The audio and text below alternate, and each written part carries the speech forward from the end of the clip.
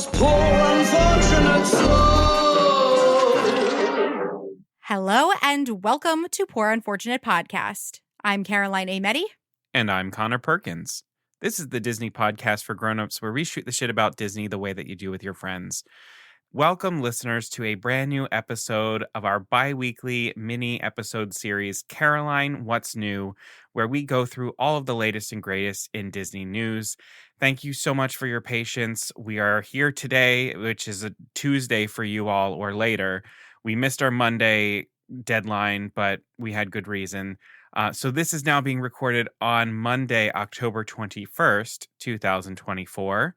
So Caroline, what's new?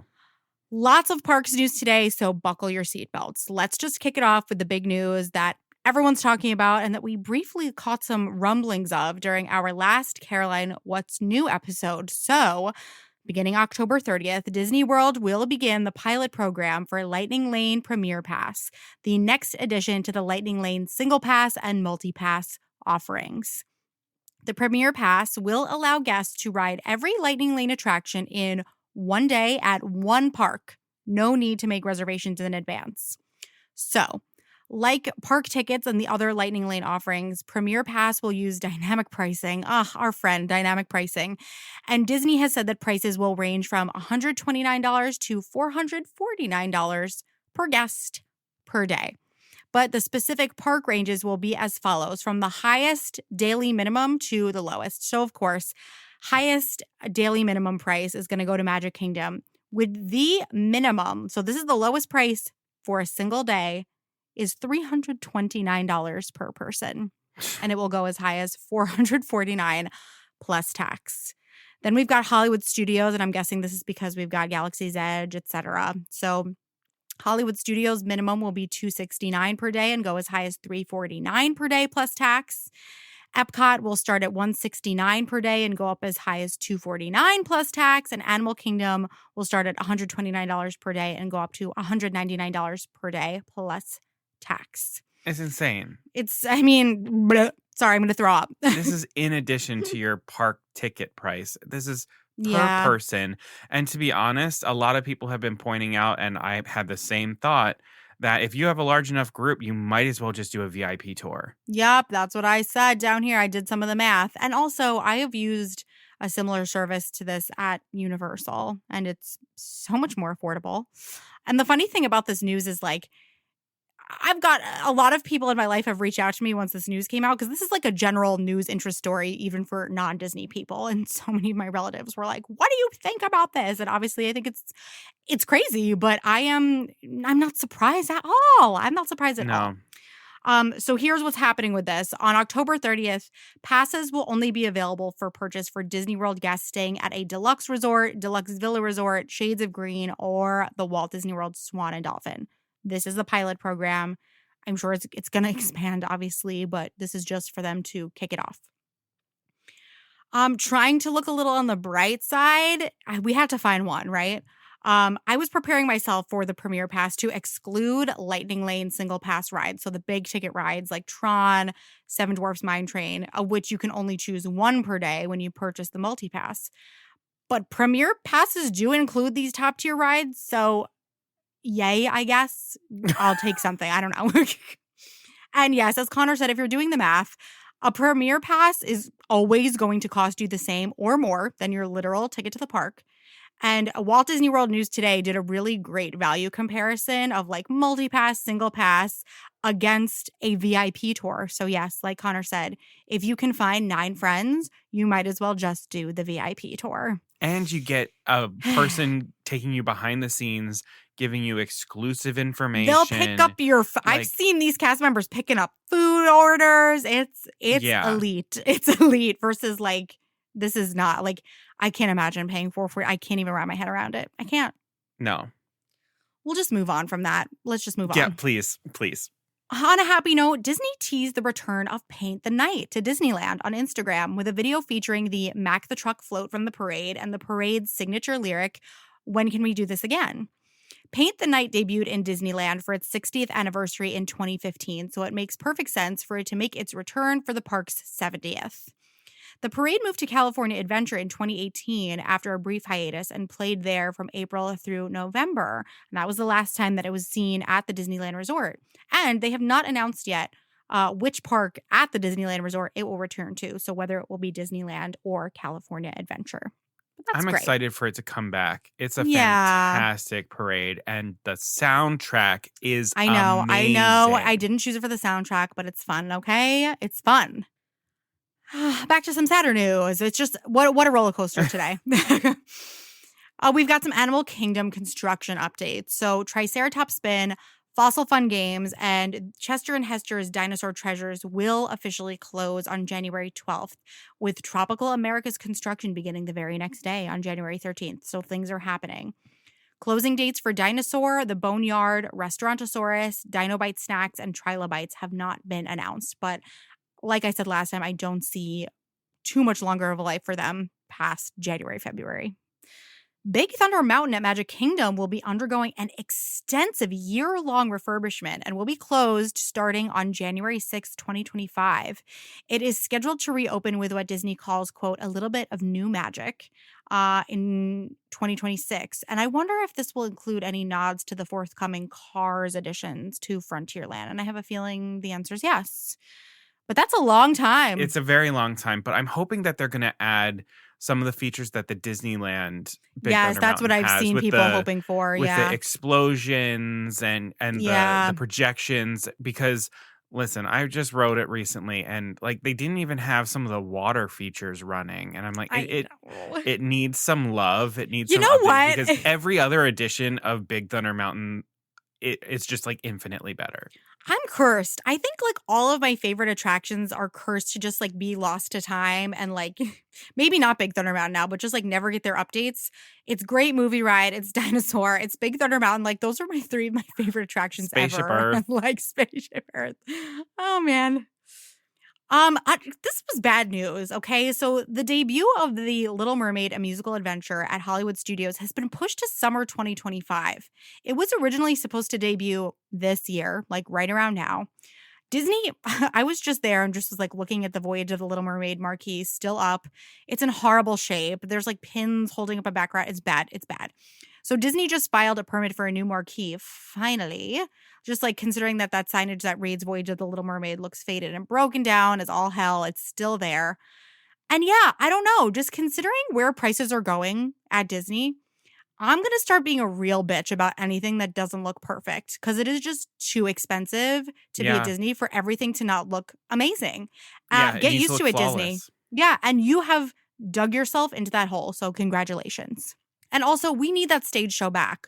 It's been too damn long, okay? And it occupies too large of a space. Yes, absolutely. And there's plenty to do at Hollywood Studios, but I'm starting to feel a little bit of a lack, so they need to step on it.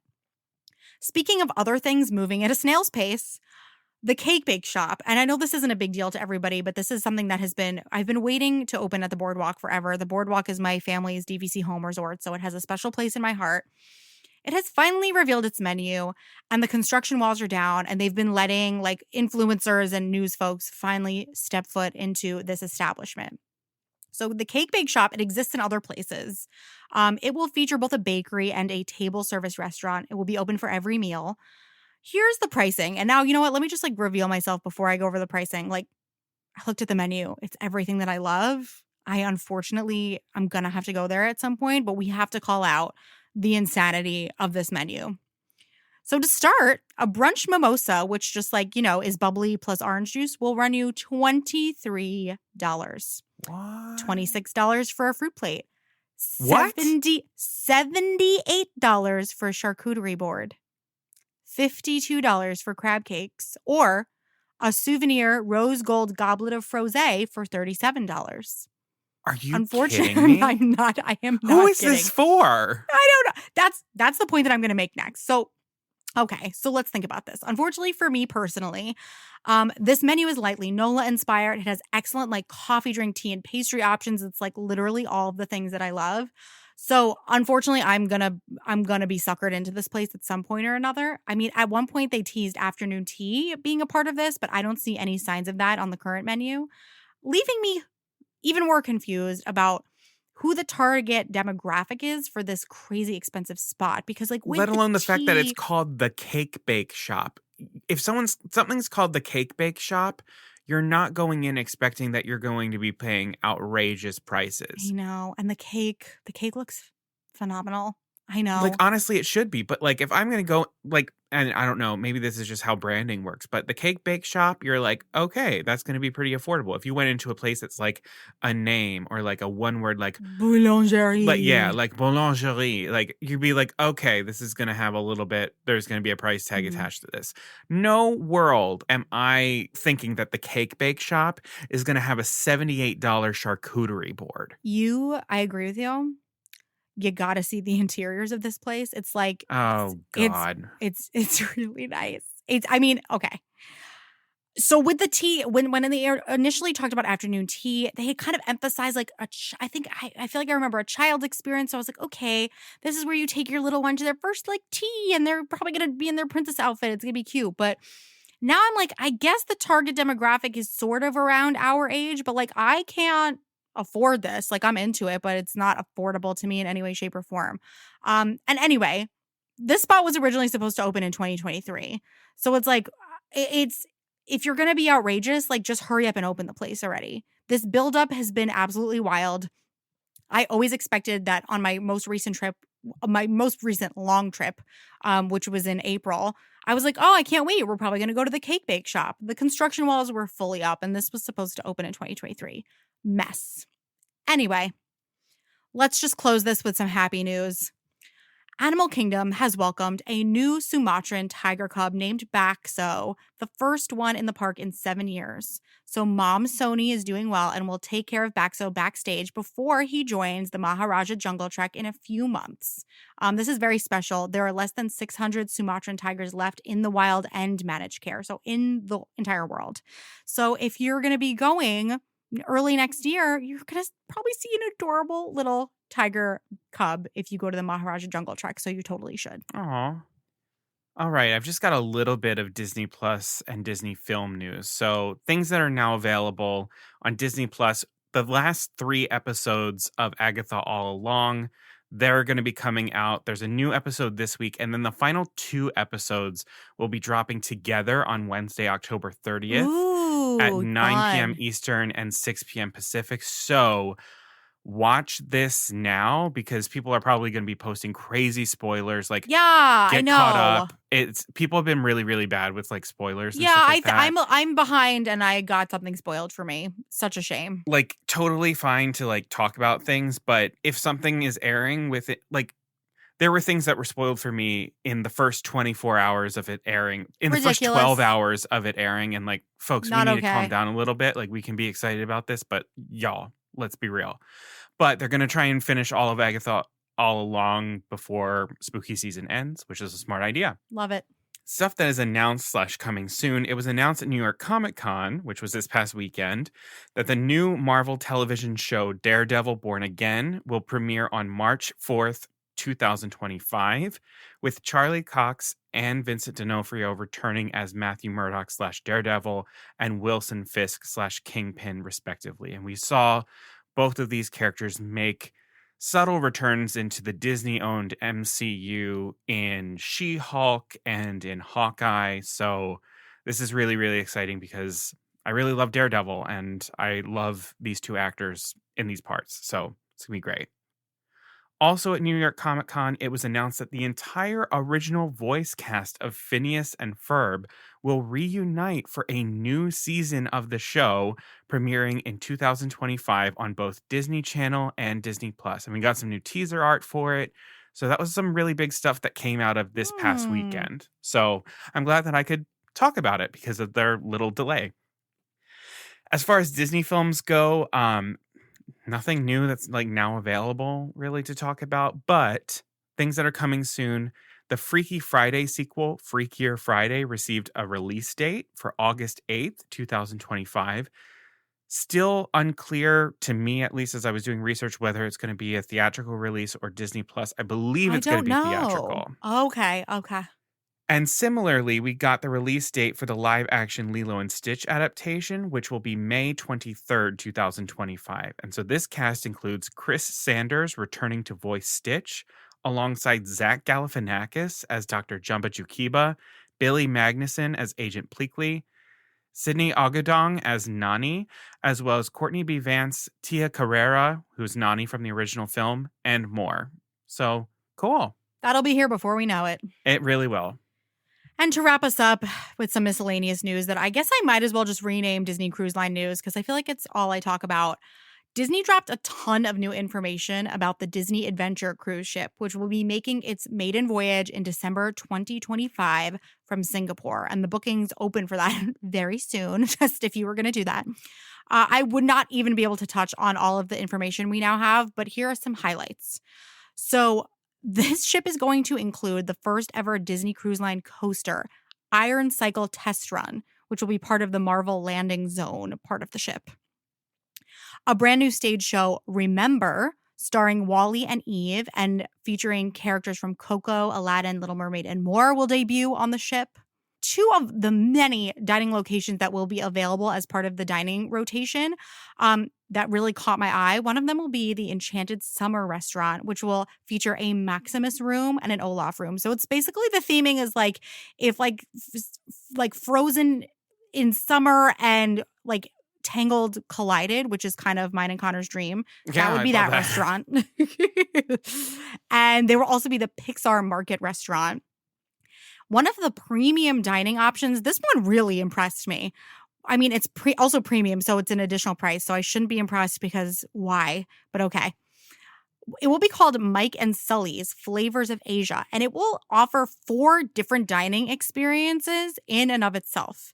There will be a Japanese steakhouse, a teppanyaki room, a bar with omakase-style dining, and outdoor dining featuring sushi and sashimi.